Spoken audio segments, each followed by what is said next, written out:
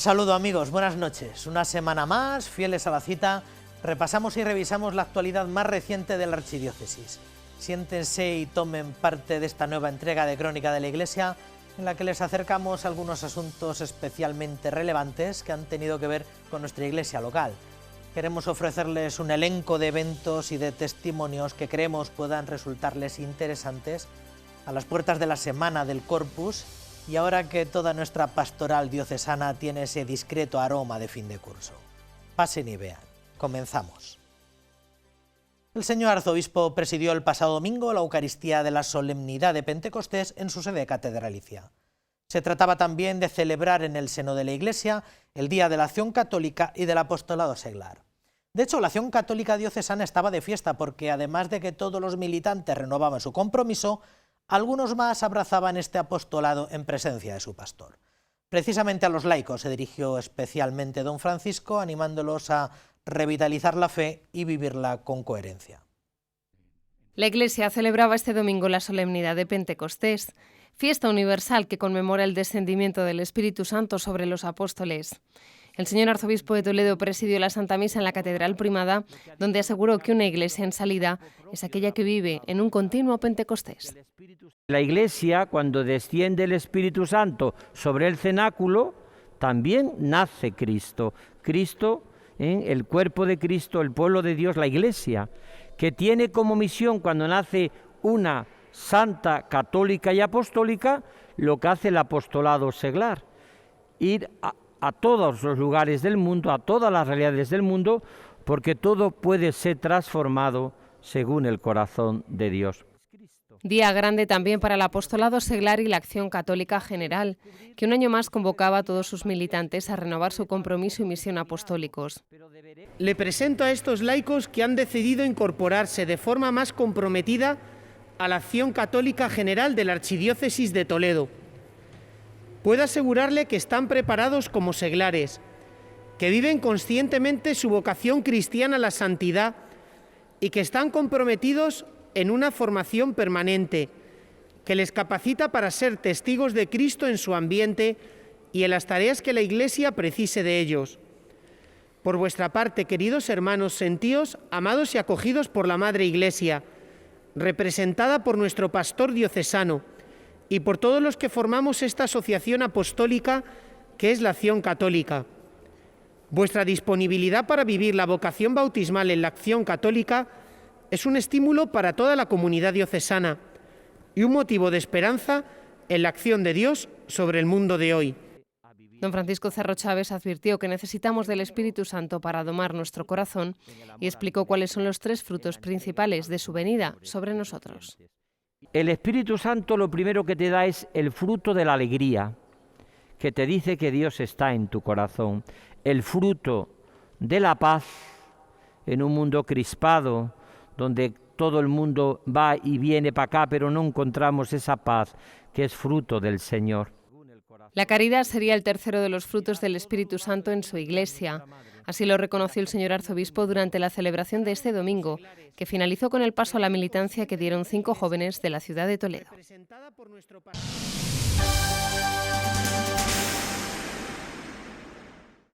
El sábado pasado se celebraba en nuestra diócesis una nueva jornada formativa para favorecer la iniciación de los oratorios de los niños pequeños.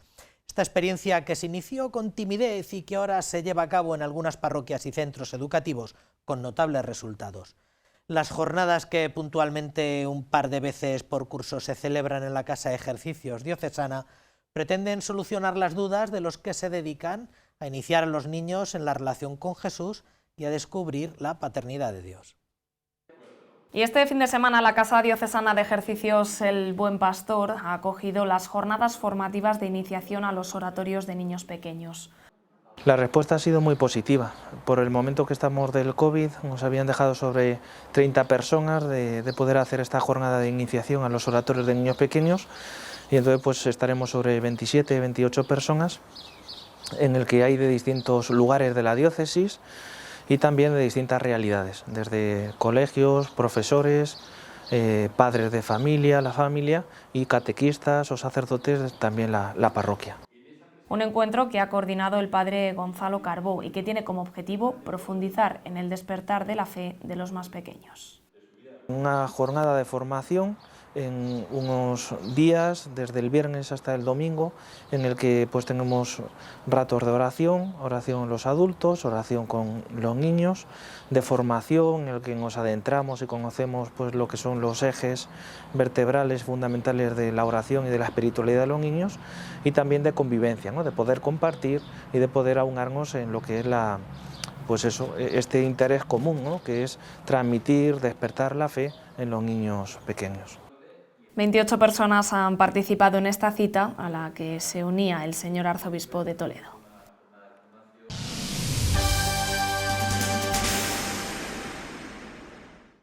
La ciudad de Toledo volverá a decorarse en sus plazas y calles y a llenarse de flores y música, y recuperará el olor a tomillo para celebrar este año el Corpus Christi. El prelado así lo ha sugerido tanto para la ciudad como para el resto de las parroquias diocesanas, que no se pierdan los signos externos. En concreto en la ciudad, aunque no será un corpus como el de todos los años, aseguraron la alcaldesa y el deán de la catedral, sí que será un corpus muy parecido a lo que vivimos y sentimos las gentes de esta tierra. El próximo jueves 3 de junio, solemnidad del Corpus Christi en rito hispano-mozárabe, el Santísimo Sacramento saldrá a la calle La Custodia de Arfe. Será a partir de las 11:30 de la mañana en la lonja de la catedral frente a la Puerta de Reyes. Allí el señor arzobispo pronunciará una locución y bendecirá la ciudad con el Santísimo. Los toledanos podrán hacer su adoración durante toda la mañana en un recorrido que comenzará en la calle Arco de Palacio. Bajando por la calle Arco de Palacio, podrán acercarse hasta delante del Santísimo Sacramento que estará en la custodia, saludarle, hacer esa ofrenda de unas flores o un ramillete de hierbas aromáticas y luego seguir su camino hacia donde les vayan indicando las fuerzas de seguridad para permitir que todo el mundo, sin aglomeración, pueda ir pasando ante el Santísimo. La Santa Misa en rito hispano-mozárabe comenzará a las 10 de la mañana y el acceso será controlado hasta completar el aforo dispuesto de 2.000 personas. Tras la adoración frente a la Puerta de Reyes, sobre las 2 de la tarde el Santísimo Sacramento en la Custodia de Arfe volverá al interior de la catedral para su reserva. En palabras del deán de la Catedral Primada, será un corpus de esperanza y de recuperación. Esperamos que para todos los toledanos y todos los visitantes este sea un corpus muy feliz, un corpus lleno de esperanza, que nos infunda alegría y fuerza para superar esta crisis y volver a ver nuestra ciudad no solo como antes, sino mucho mejor. Desde el jueves y hasta el domingo a las 7 de la tarde, cuando se celebre el tradicional Corpus del Cabildo, el Santísimo Sacramento permanecerá expuesto en la Custodia de Arfe, en el interior de la Catedral Primada, para ser venerado y adorado por todos aquellos toledanos y visitantes que se quieran acercar hasta el aseo.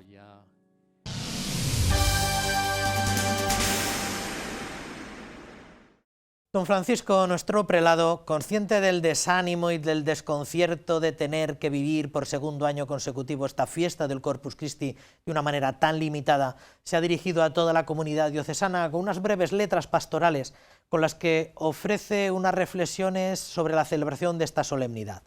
Dice el señor arzobispo que la limitación en la exterioridad nos debe servir a todos para intensificar la fe en el don maravilloso que significa tener a Cristo resucitado real y verdaderamente en la Eucaristía.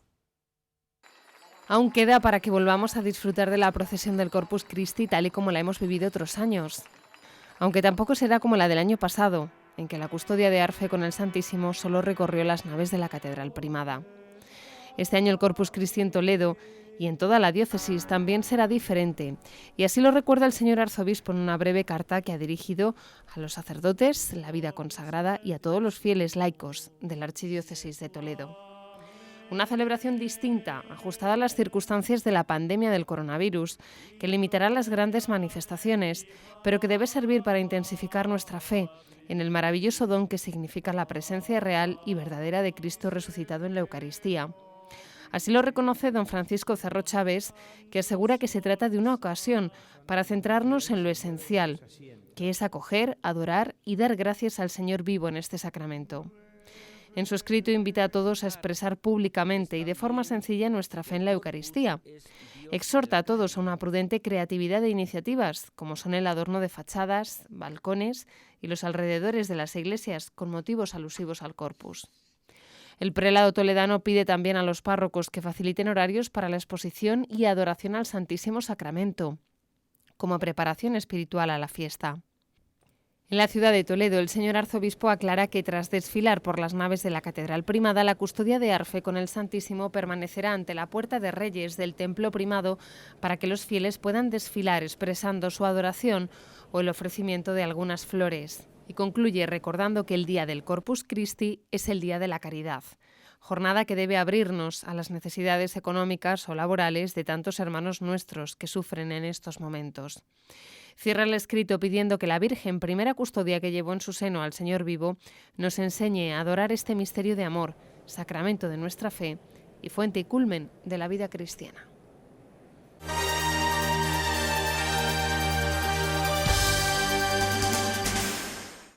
Muchas veces hemos tratado aquí, hemos compartido el testimonio de no pocos misioneros.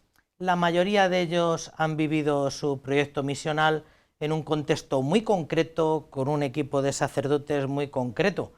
Generalmente hemos venido hablando de nuestros proyectos en Perú o en otras partes.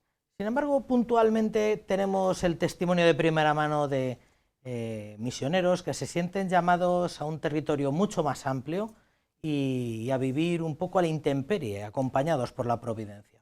Probablemente el sacerdote de nuestro presbiterio que mejor encarne esta manera de entender la misión es Christopher Harley Sartorius, y tenemos el privilegio de contar con él esta noche. Christopher, buenas noches. Buenas noches, estoy encantado de estar con vosotros. Muchísimas gracias por haber querido dedicarnos un momentito. ¿Qué tal estás? Muy bien, y además muy contento y muy alegre de estar otra vez de vuelta en Toledo. ¿Cómo por España? ¿Cada cuánto tiempo te acercas por aquí? Pues suelo venir como un par de veces al año, tanto para, por supuesto, visitar al arzobispo, que es mi superior inmediato, y también para recabar ayuda para los proyectos que llevamos entre manos, muchas veces también para algún chequeo médico y ese tipo de cosas. 40 años ya de misión. Sí, prácticamente. Prácticamente. ¿Cómo lo llevas? Pues la verdad, con muchísima alegría, con enorme agradecimiento a Dios, un inmenso privilegio, también muy orgulloso de sentirme miembro de este presbiterio. Creo que la misión fue algo que nos inculcaron en mis años formativos del seminario, en tiempos del cardenal don Marcelo González Martín, que siempre nos hablaba de la universalidad de la Iglesia.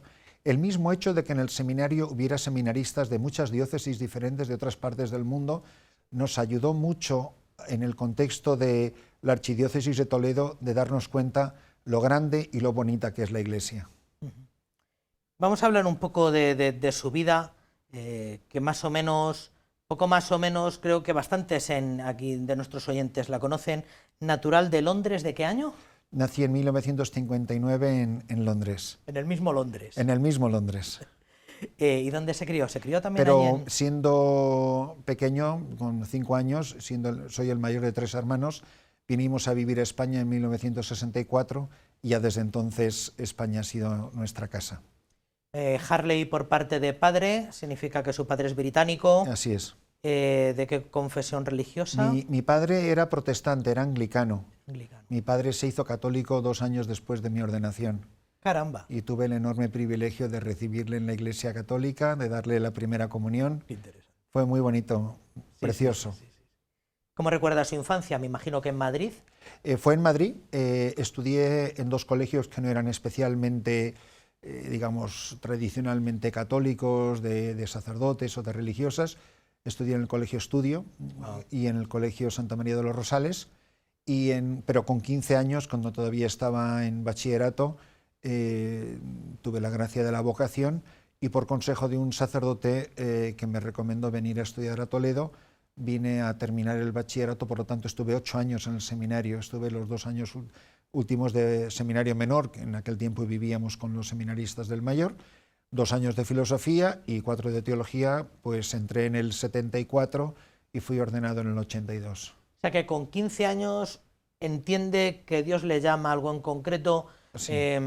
ya había vivido unos rudimentos de vida cristiana, me Sí, imagino, para, sí. para sentir esa llamada. Así. ¿Y quién le orienta? En primer lugar, probablemente lo tuyo sea el seminario, y en segundo lugar, acércate a Toledo, ya verás qué bien. Pues fue un sacerdote que conocí en Santander de manera providencial o fortuita, y él me dijo que él quería hablar con mis padres, que él veía que era importante que entrara cuanto antes en el seminario, y yo estaba deseando. Tuve la vocación en marzo y en septiembre ya estaba aquí en el seminario. Vinimos a hablar con el rector de aquel tiempo, don Estanislao, y la verdad que fue el mejor consejo que me pudieran dar, entrar inmediatamente.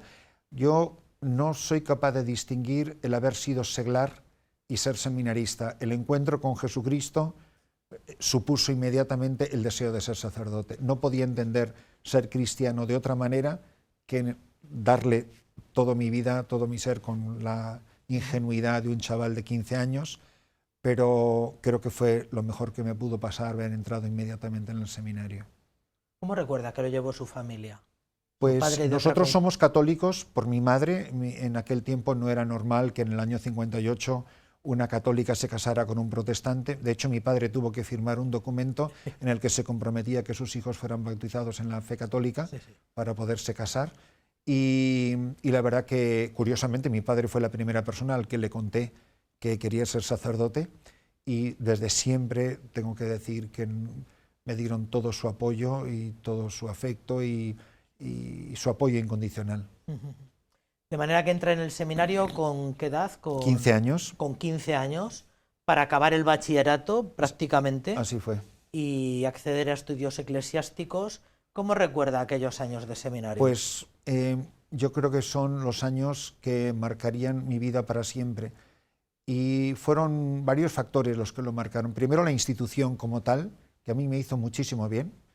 Tengo un recuerdo maravilloso de mis años del seminario, y quizá lo más importante para mí fue la gente con la que yo coincidí en aquellos años. Seminaristas que hoy son magníficos sacerdotes, algunos son obispos, gente que han sido mis amigos del alma. Y esos amigos que tenían la misma pasión por Jesucristo, los mismos deseos de santidad, los mismos deseos de entregar la vida al Señor, de ir a donde más falta hiciéramos, gente con grandes ideales, con grandes sueños, con grandes deseos de hacer cosas grandes por el reino, por la Iglesia, por Jesucristo.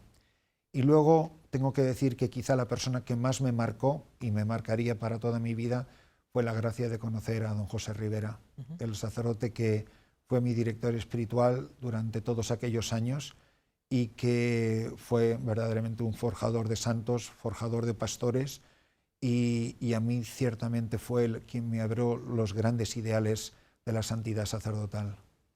Antes de hablar de cómo conoció a la Madre Teresa, Santa Teresa de Calcuta, ¿cómo conoció a don José Rivera? Pues lo conocí gracias a dos seminaristas mexicanos de los operarios del Reino de Cristo, que en ese tiempo vivían con nosotros, a quienes toda la vida se lo he agradecido, el padre Pristiliano y el padre Gildardo, la primera generación de operarios del Reino de Cristo que don Marcelo invitó a venir desde México, y luego al que es hoy obispo de Córdoba, don Demetrio, que fue para mí un gran amigo y un gran mentor.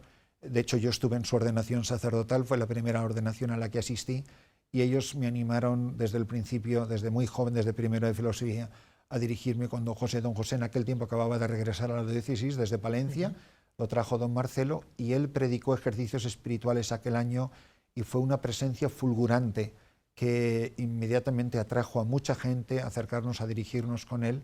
En aquellos años, estoy hablando del año 76, 77 en adelante, éramos, yo no me atrevo a decir si la mayoría, pero un grandísimo número de seminaristas nos dirigíamos con él. De hecho, antes de mi ordenación hice 2 veces ejercicios de mes con él, los 30 días ignacianos, o ejercicios espirituales con él. Los hice una vez con 19 años, al término de segundo de filosofía, y los hice, yo me ordené de diácono durante los ejercicios de 30 días en silencio. De hecho, salí de los ejercicios, me ordené y volví la misma tarde de la ordenación a los ejercicios. Volviste a los ejercicios, muy bien. Y segundo encuentro personal, ¿cuándo conoce a la Madre Teresa? Conocí a la Madre Teresa en la Navidad del año 76, la primera noticia que tengo de esta extraordinaria mujer. El día de Navidad estaba sentado junto al árbol de Navidad en mi casa y mi padre me regaló un libro, un regalo de Navidad, y abrí ese libro junto al árbol y quité el envoltorio, abrí el libro que era más fotografías que texto, con las fotos más espeluznantes, más horripilantes de la pobreza de las calles de Calcuta y de otras partes del mundo, y sin decir nada a nadie, cuando vi esas fotos, me dije para mí mismo, o le dije al Señor, o ambas cosas, dije, toda mi vida me voy a dedicar a esto para esto quiero ser sacerdote. Sin saber cómo verbalizarlo, yo todavía pues tendría 17 años, acababa de empezar primero de filosofía, y se lo dije a don José, y por supuesto pues le pareció estupendo que alguien quisiera estar cerca del mundo de los pobres, el mundo del dolor. Pero desde ese momento, toda vacación, todo tiempo libre que tuve, se lo dediqué a trabajar con las misioneras de la caridad, con la congregación religiosa fundada por la Madre Teresa. De hecho, el siguiente verano de ese curso, ya verano del 77, trabajando con sus hermanas, no había casas en España todavía, trabajando con sus hermanas en Londres para gente de la calle, pasó la Madre Teresa por allí, y fue la primera vez que la conocí personalmente. Y todavía recuerdo, como si fuese en este momento, aquel primer encuentro. Me dio una estampita escrita de su puño y letra, donde ponía simplemente dos cosas que yo llevo esculpido en el corazón como si fuera en granito. Me dijo, ama a los pobres y sé santo. Eso me dejó escrito y firmó su nombre. Y eso es lo que me ha acompañado siempre. Luego la conocí durante 20 años, hasta 2 meses, la última vez que la vi, 2 meses antes de morir. Ella muere el 5 de septiembre del 97 y yo ese mes de julio la vi por última vez. Pero cuando fui ordenado sacerdote por el Papa Juan Pablo II, ella me regaló el cáliz de mi ordenación. Y dentro del cáliz había una carta que conservo, claro está. Y en esa carta, entre otras cosas maravillosas, decía: al acercarse tus esponsales con Jesucristo, me imagino cómo debe de vibrar tu corazón. Solo te pido que al recibir este cáliz, cada vez que pongas la gota de agua en el vino, permitas que esa gota de agua lleve mi nombre. De manera que no fue el encuentro cuando la Madre Teresa estuvo en el Seminario Mayor de Toledo, del que se guardan fotos, ya anda la por allí Luis Fernando de Prada, extremadamente joven. No, ya lo conocía anteriormente. Sí, ya la conocía muy bien. De hecho, esa visita yo ya era diácono.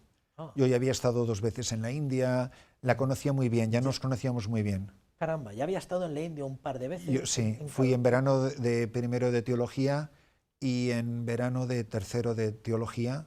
Estuve todo el verano trabajando en la casa de moribundos de Caligat, en Calcuta. De manera que se ordena de sacerdote el año 82. 82, ¿dónde en concreto? No, fui ordenado en Valencia el 8 de noviembre de 1982 en la avenida de la Alameda. Ah, claro, sí. Cuando la primera visita del Papa Juan Pablo II a España. En aquella célebre ordenación presbiteral. 141 diáconos. Don Alfonso Mantero. Alfonso Mantero, Pablo Panadero, eran de Toledo. Pablo Panadero. Sí. El mito dice que inmediatamente se ordenó, se marchó con la Madre Teresa, pero no es exactamente así. No es exacta así, no.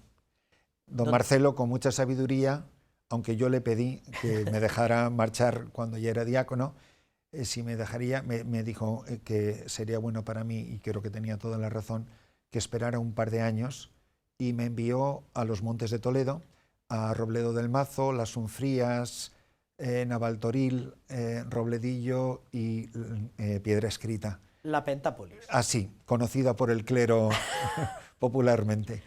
Y la verdad que fueron, debo mucho esos años. Tengo un recuerdo maravilloso de las gentes del valle, como se les llama, y aprendí muchísimo de las gentes. Aprendí a ser sacerdote y aquellas maravillosas gentes me dieron una catequesis de vida de la que conservo anécdotas maravillosas de esos 2 años que pasé con ellos. Yo tenía 23 años cuando llegué solo a aquellos pueblos 3 semanas después de la ordenación. Pero tengo un recuerdo muy bonito de aquellas gentes. Y de esos 2 años salieron algún sacerdote y varias religiosas en el tiempo que estuve ahí. Pero seguía manteniendo relación con la Madre Por Teresa, supuesto, sí. y sentía que su corazón Por lo tenía supuesto. en otra parte. Por supuesto. Cuando hay un momento en el que habla, ¿quién tiene que hablar con don Marcelo? ¿Usted, la Madre Teresa? Yo ¿Cómo se hablé con soluciona don esto? Marcelo y le pedí a la Madre Teresa que le escribiera. Y ella escribió una carta, cuya carta se conserva en los archivos del Arzobispado de Toledo. Yo creo que esa carta ni siquiera la entregaron a la causa de canonización de la Madre, y es una carta que es, no porque tuviera que ver conmigo, lógicamente, sino una carta escrita de puño y letra de una santa, cuya traducción tuve que hacer yo en español. Claro, para escribió que en para inglés, don Marcelo, ella ella escribió en inglés, en la que ella le pedía al señor cardenal que por favor me dejara marchar a trabajar con la población hispana de Nueva York. Y ahí es donde empecé, digamos, mi vida misionera. ¿Don Marcelo intentó seducirle acaso con algún tipo de...? Don Marcelo sí me dijo que que si yo no habría aceptado ir a la Academia Pontificia, cosa que a mí, la verdad, me dejó con la sangre congelada del susto que me dio, y yo le pedí que, pues dije, pues yo curiosamente lo que venía era pedirle permiso para irme a trabajar con los más pobres de los pobres, y él ya no me lo volvió a mencionar, gracias a Dios. Hemos hablado de la primera misa. ¿Dónde celebra su primera misa? Celebré mi primera misa, bueno, la misa del día siguiente de la ordenación, la celebré en el pequeño convento de las monjas de la Madre Teresa en Vallecas, y la primera misa, digamos, solemne, de Acción de Gracias, en mi parroquia al día siguiente, mi parroquia de Madrid, en la parroquia de San Agustín, que curiosamente es la parroquia donde se casaron mis padres y donde yo, después de un par de años, recibí a mi padre en la Iglesia Católica. Así que ahí celebré la misa en la misma parroquia de la boda de mis padres. ¿Cuánta familia le queda, Christopher? Pues tengo dos hermanos casados, más pequeños que yo, mi hermana, que tiene 4 hijos, y mi hermano 5, y ellos viven aquí en España. De manera que lo retomamos, don Marcelo le da carta blanca un poco para incorporarse, y usted va de la mano de las hijas de la caridad. Sí. ¿A dónde? ¿Al Bronx? Se me mandan al Bronx, donde estuve en diferentes responsabilidades pastorales, estuve 8 años. Después de 8 años... ¿Y ahí están los más pobres de los pobres? Allí, desde luego, era un sitio... Yo siempre he dicho que medir la pobreza con un centímetro es muy difícil, pero desde luego era un sitio espantoso. Cuando me dicen, pero eso era más pobre que no sé qué, o más pobre no sé cuántos, miren, ponerle una medida a la pobreza es muy complicado, porque hay diferentes modos de pobreza, pero aquello era horrible, algo verdaderamente espantoso, y de una violencia por motivo de la droga y de otros motivos verdaderamente espantoso. Su bilingüismo le ayudó. Sí. Y estuvo allí del 83 al 96. Bueno, primero yo llegué me ordené en el 82, llegué en el 84 y estuve hasta el 92, que el cardenal de Nueva York me pidió que me incardinara en la archidiócesis de Nueva York, con permiso de don Marcelo, lógicamente así fue, y él me mandó a estudiar a Roma.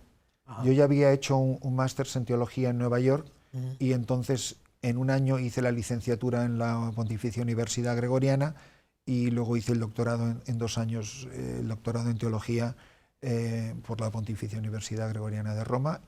Regresé a Nueva York y ya salí del Bronx, y el cardenal me mandó a la antigua Catedral de San Patricio a ser párroco en el sur de la isla de Manhattan, donde estuve del 95 al 97, que fue cuando marché a República Dominicana. El mito dice que estuvo con la comunidad hispana del Bronx. ¿Es verdad que estuvo allí? Sí, eso es correcto. Sí, es sí, correcto. claro, sí, sí. Con hispanos allí. Totalmente, sí. Y bueno, después de este largo periodo, sí, llegan ecos de que se ha ido a República Dominicana, a un sitio que nos parece como muy paradisíaco, que es San Pedro de Macorís, que da título a muchas bachatas de Juan Luis Guerra.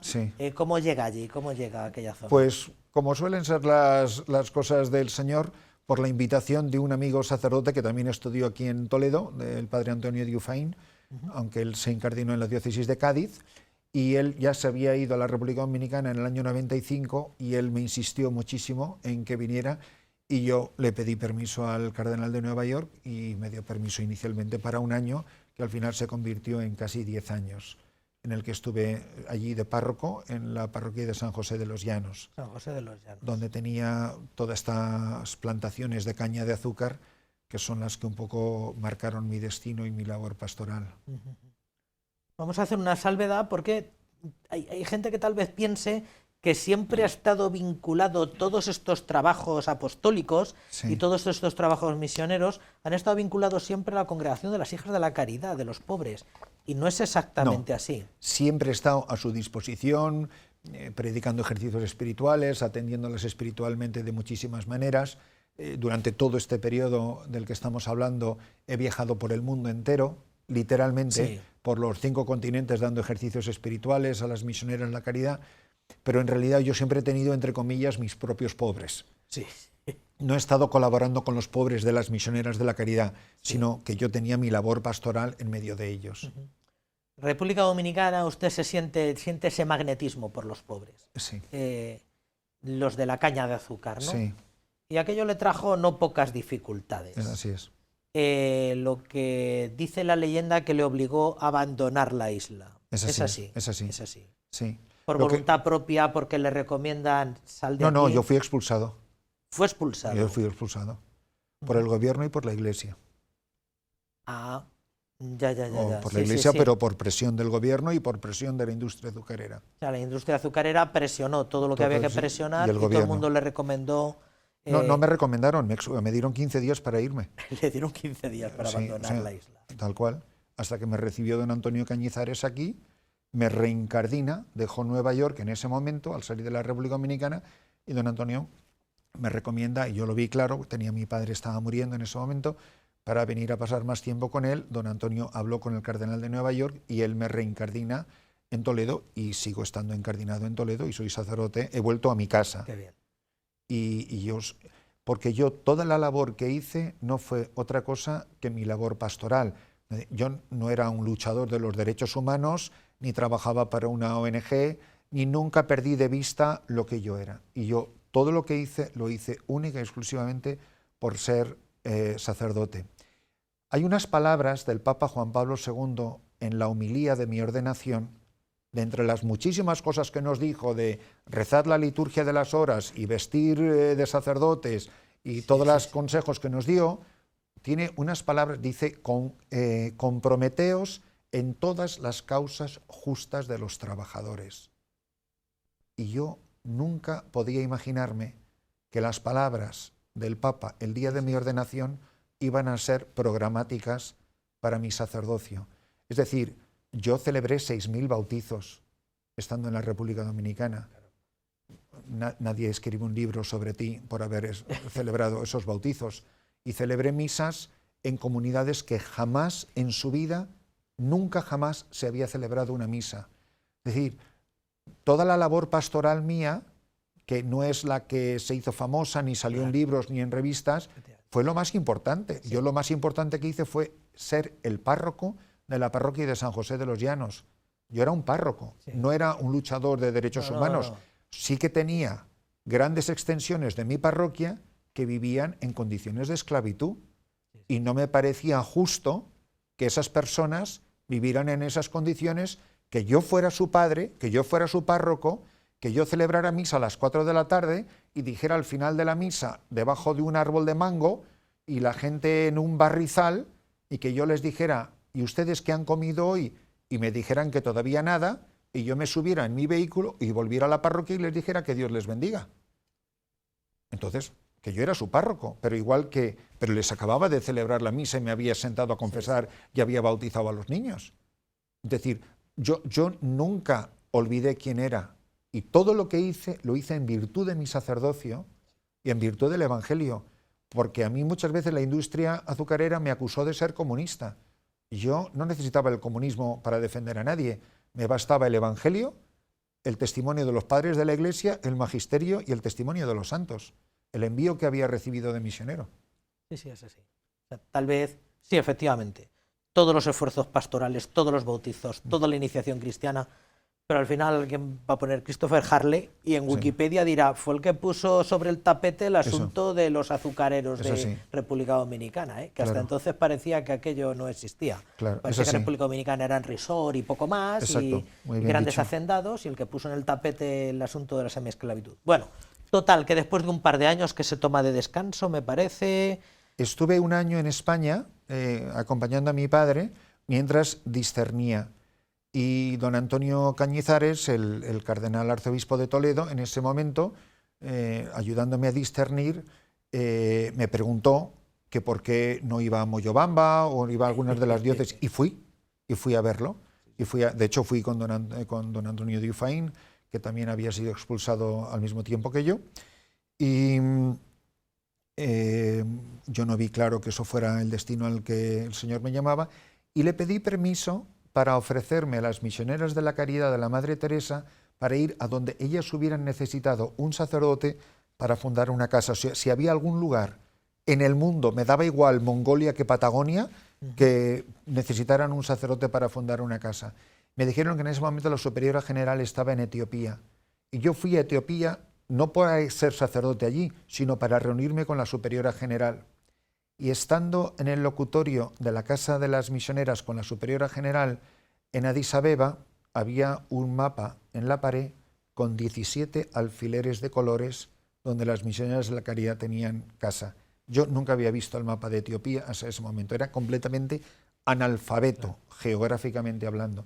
Y mirando el mapa, me di cuenta que de la parte del centro a la derecha no había ni un alfiler.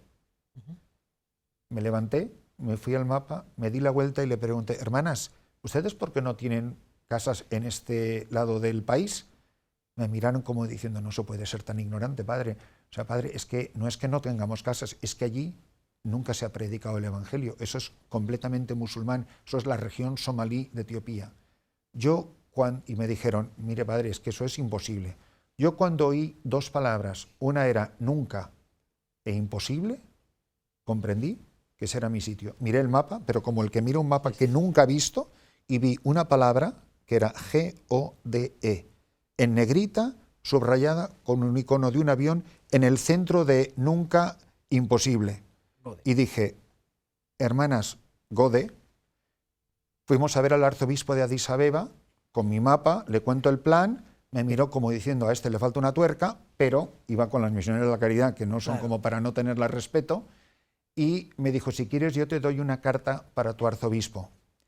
Él se sentó, el arzobispo de Addis Abeba, se sentó en una computadora, escribió una carta para don Antonio, y yo, armado de mi mapa y la carta del arzobispo, vengo aquí a Toledo, al Palacio Arzobispal, para reunirme con don Antonio.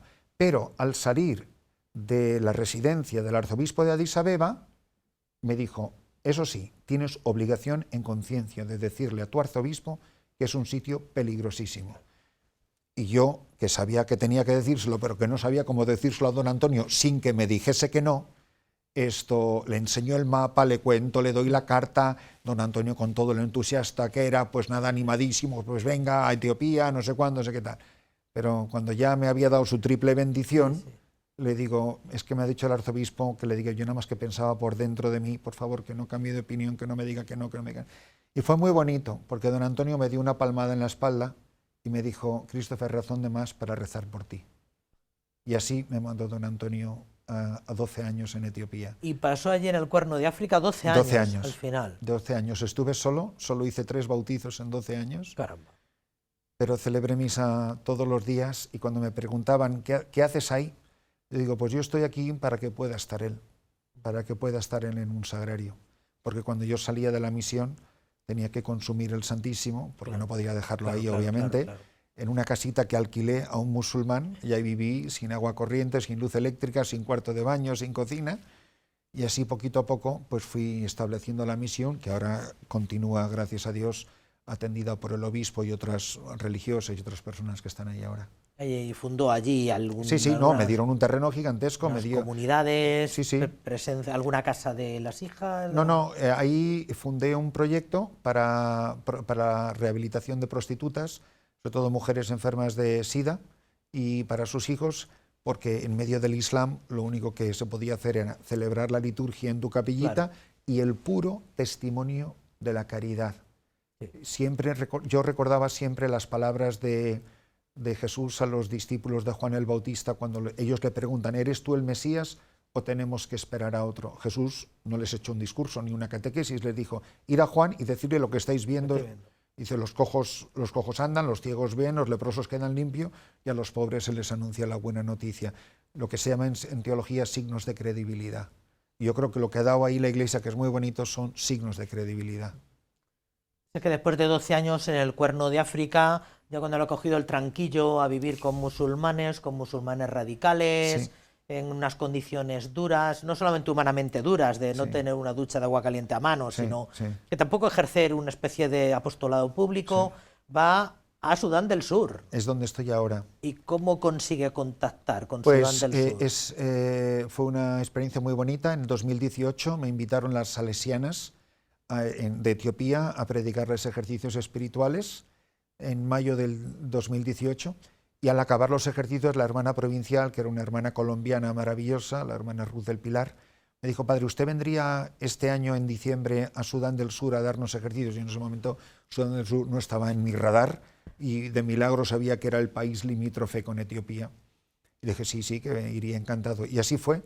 Y fue llegar a Sudán y tener la sensación de misión cumplida en Etiopía. Y le dije a la hermana, ¿hay aquí algún nuncio o representante del Santo Padre y tal? Me dice, pues sí lo hay. Y fui a ver al nuncio y fue entrar por la puerta y decirme, padre, véngase con nosotros, le necesitamos.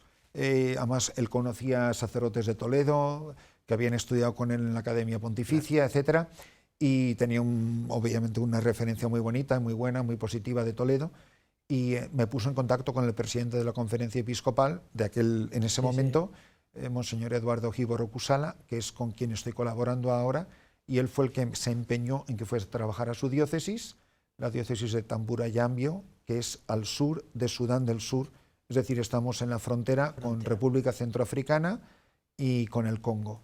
De hecho, yo puedo ir andando al Congo, porque es todo selva, pero está al lado de la frontera con el Congo, las dos parroquias. Y soy párroco de 2 parroquias. Probablemente menos pobreza que en Etiopía. No, mucha más. Mucha más. Sudán del Sur es, según el Departamento de Estado de los Estados Unidos, el país más pobre de la Tierra. Caramba. Siempre pensamos que el Cuerno de África es el ombligo de toda la pobreza. Pues Etiopía. Somos los vecinos del ombligo. Sí. Y las mismas condiciones, me refiero, islamistas. No, es totalmente cristiano el sur. Totalmente cristiano. Sí, el sur es completamente cristiano, que precisamente por eso se partió. Se separa de Sudán del Norte en 2012. Es el país más joven de la Tierra en estos momentos. De recientes, sí. La capital es Yuba, la población son unos 12 millones de habitantes y donde estoy yo es mayoritariamente católico. Pero completamente abandonados, gente que ha pasado la guerra civil, escondidos en la selva durante muchos años, una población muy traumatizada por la violencia, por la guerra, por las etnias, también por la guerra con los árabes del norte. Sí. En fin, un país muy martirizado por el sufrimiento. Muy bien, ¿y cuánto tiempo lleva allí en Sudán? Ya llevo 2 años. Ya lleva 2 años. Sí. Bueno, después de este periplo de casi 40 años, ¿qué definiría usted? ¿Qué es para usted ser misionero? Ser misionero no es algo que se hace, ser misionero es algo que se es. Es decir, hay sacerdotes que van a misiones, pero no quiere decir que necesariamente tengan vocación de misionero. Van a prestar una colaboración durante una temporada de su vida, pero no porque tengan vocación de misionero, sino porque las iglesias, gracias a Dios, tienen una comunión de bienes y el bien más precioso que tiene una diócesis son sus sacerdotes. Y por eso pues, puede ser el ejemplo de nuestros hermanos sacerdotes en Moyobamba o en otros sitios, ¿no?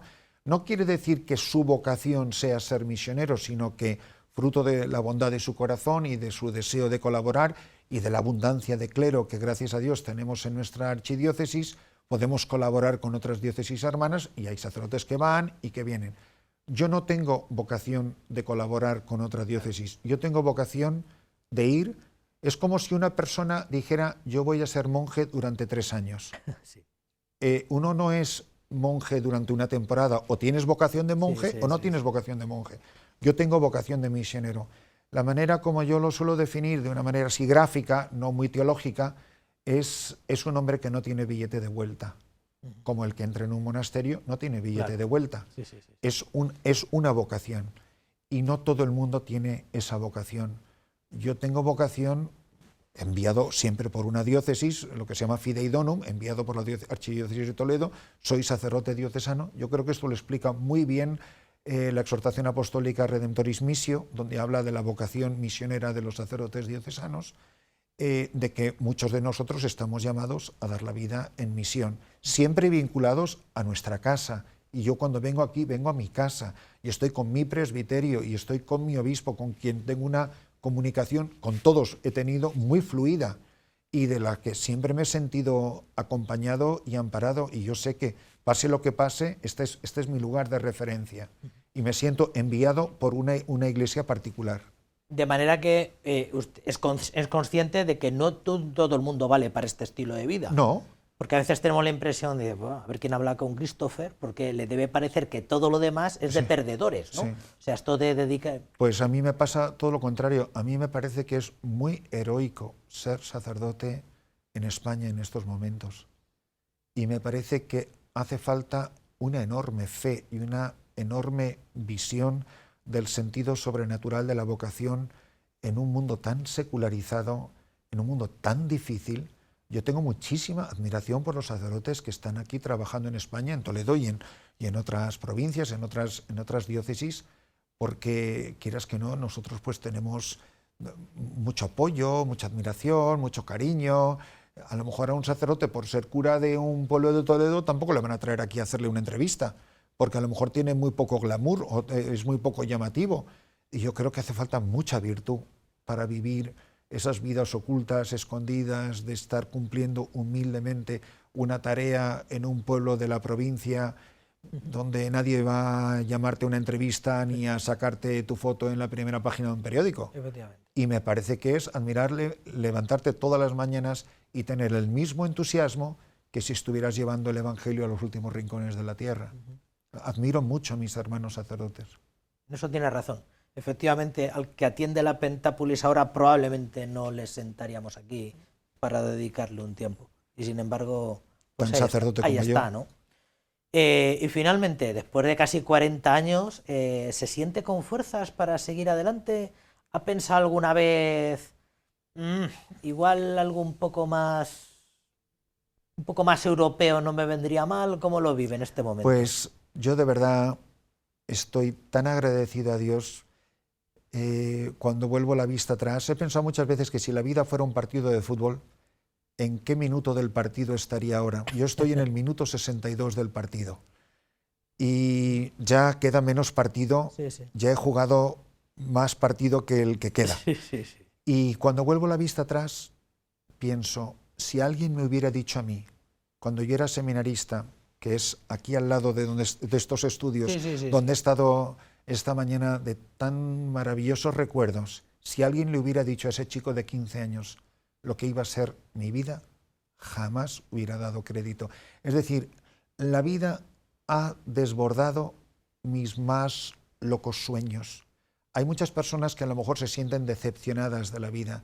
Yo me siento sorprendido, me siento un hombre tan extraordinariamente afortunado de la vida que me ha tocado vivir.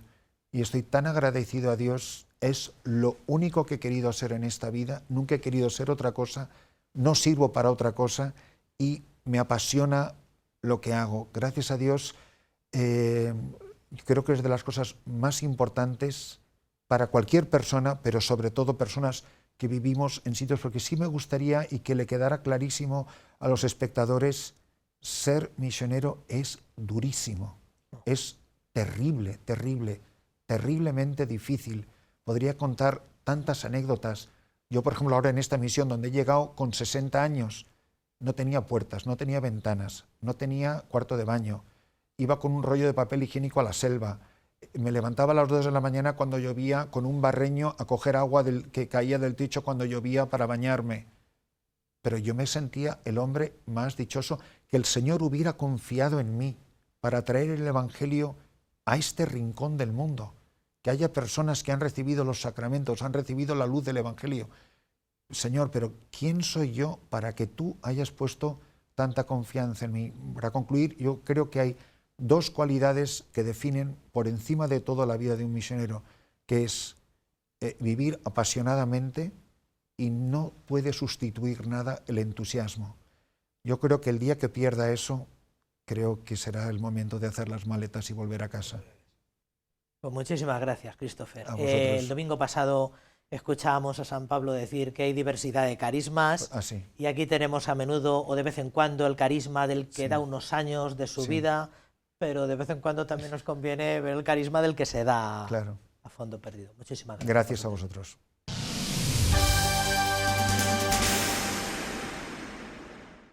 La sacristía de la catedral fue el marco elegido para la presentación del libro Los villancicos de Francisco Juncá para la Catedral de Toledo. La obra, que recoge un importante proyecto de estudio y recuperación de casi 90 composiciones musicales de finales del 18, es fruto del esfuerzo investigador de Javier Moreno Abad. La vocación final del trabajo es, tal y como asegura el autor, además de la divulgación del patrimonio musical, posibilitar que estas piezas puedan llegar a ser disfrutadas de nuevo.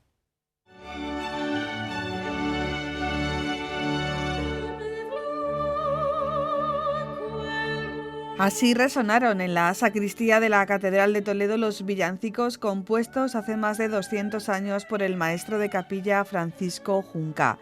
El musicólogo Javier Moreno ha recuperado 10 años de la obra de este maestro de capilla, entre 1781 y 1791. Su investigación y trabajo conforman el libro Los villancicos de Francisco Juncá para la Catedral de Toledo, una obra significativa en la que se abordan conjuntamente, tanto en el estudio previo como en la edición, la parte literaria y musical de los 88 villancicos que integran la colección, 44 de los cuales conservan en su totalidad música y letra, y que aporta también su contexto histórico.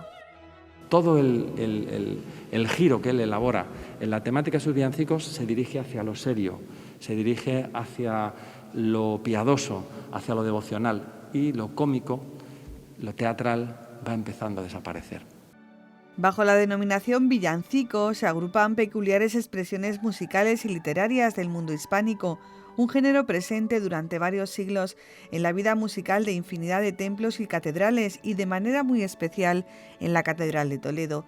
Precisamente ha sido en el archivo de la catedral donde se ha desarrollado el trabajo de investigación, dando prueba una vez más no solo de la importancia capital de los fondos del archivo catedralicio, sino también de la importancia de darles difusión para toda la sociedad. En la música hay una fuerza, en la música hay una capacidad de tocar el corazón y de hacer mover todas las fibras del ser humano. Y creo que desde el estudio y desde el dar a conocer los tesoros de la historia de nuestra música, estamos contribuyendo también a sanar las heridas.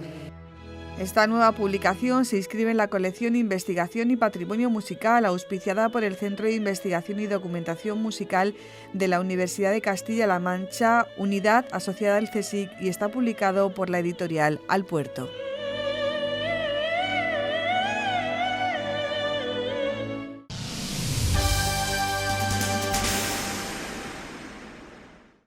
El pasado jueves conmemoramos a Jesucristo, sumo y eterno sacerdote. En nuestra archidiócesis se llevaron a cabo distintas concelebraciones en todo el territorio diocesano, presididas por diversos vicarios episcopales. En la ciudad de Toledo, el señor arzobispo presidió a lo largo de toda la mañana varias eucaristías en lugares muy emblemáticos. La primera tuvo lugar en el monasterio de las Oblatas del barrio de Santa María Benquerencia. A mediodía celebraba también para las siervas guadalupanas en la capilla de la Casa Sacerdotal. La capilla de las Madres Oblatas de Cristo Sacerdote acogía a primera hora de la mañana la Santa Misa que ha presidido el señor arzobispo de Toledo. Este monasterio, que tiene por titular a Nuestra Señora del Sagrario, acoge a esta comunidad de religiosas dedicadas a la oración por la santificación de los sacerdotes y de los seminaristas. Una fiesta a la que el señor arzobispo de Toledo se siente muy vinculado por su dimensión contemplativa. Nuestro sacerdocio, mirando a Jesucristo y siendo contemplativos, descubrimos que el sacerdocio es una fiesta más, esta fiesta de Jesucristo, sumo y eterno sacerdote, más de contemplación que de acción. Al hombre de nuestro mundo, a nuestra gente de nuestro tiempo, casi siempre te preguntan ¿qué haces? La fiesta de Jesucristo, sumo y eterno sacerdote, nos pregunta ¿quién eres? Sacerdotes de la ciudad de Toledo y seminaristas participaban de esta Eucaristía, en la que don Francisco Cerro aseguraba que Cristo debe ser el único modelo en su vida sacerdotal, ejemplo de santidad y entrega por los demás en el día a día. ¿Qué sentido tiene mi vida sacerdotal si no soy santo? Vivo de prebendas humanas, de tener un poco más de prestigio, un poco más de poder, un poco más de no sé qué. Y cuando lo tengas todo eso, ¿qué? Cuando tengas todo el prestigio del mundo, todo el poder del mundo y todos los éxitos del mundo, ¿después qué? Si lo que va a llenar plenamente tu corazón es precisamente por ellos me santifico. Y también con la congregación de las religiosas siervas guadalupanas en la capilla de la Casa Sacerdotal, don Francisco Cerro Chávez presidía la Santa Misa a las 12 del mediodía con motivo de la solemnidad de Jesucristo, sumo y eterno sacerdote.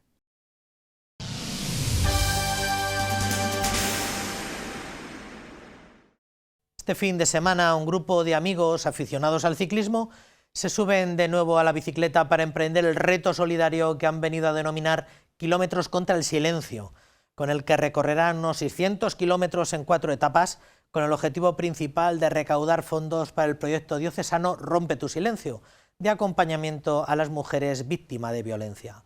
Este proyecto lo coordina Cáritas Diocesana de Toledo en colaboración con otras 3 instituciones, entidades de la archidiócesis.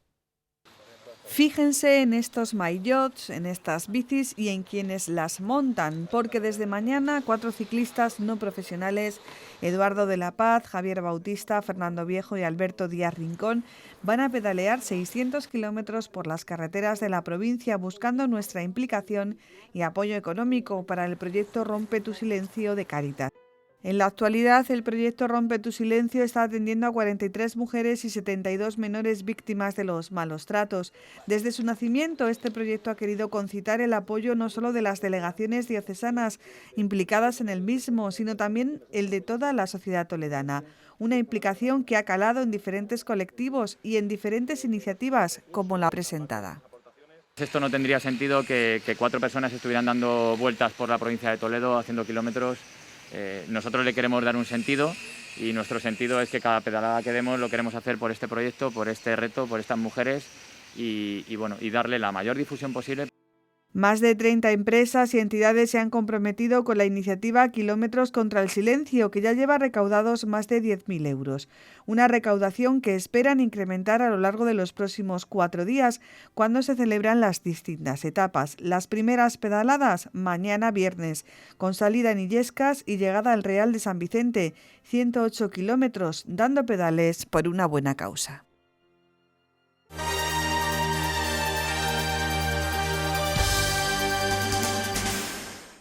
Muy bien, pues hasta aquí nuestra crónica semanal.